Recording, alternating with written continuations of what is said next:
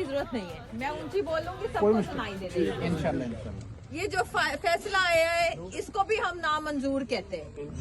ये जो गलत फैसले होंगे इसका सही फैसला इंशाल्लाह अल्लाह मियाँ करेंगे। 8 फरवरी को हम अपने वोट से करवाएंगे इंशाल्लाह। तो अपने जज्बे कायम रखें इंशाल्लाह। हम तो डरने वाले नहीं है, ना हम पीछे हटने वाले हैं।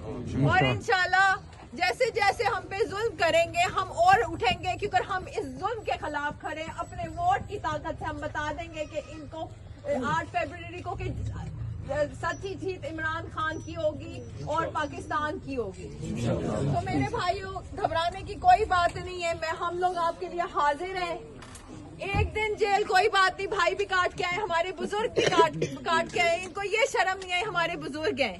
ये एक अलग बात है, चले जवानों को डालें, कोई मसला नहीं है, लेकिन हमारे बुजुर्गों की रिस्पेक्ट होनी चाहिए। उनको भी पता है वो गलत काम कर रहे हैं, फिर भी उन्होंने ये किया है। लेकिन आप साबित कदम रहें, अपनी डोर टू डोर आप कैंपेन करें, अपने निशान आप समझाएं इंशाल्लाह।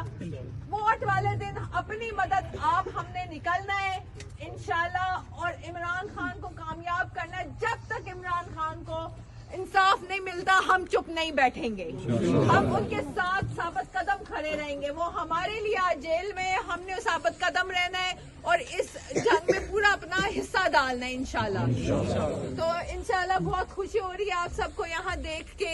इसी जज्बे को कायम रखें, 7 दिन रह गए इंशाल्लाह और इंशाल्लाह पाकिस्तान की कामयाबी होगी।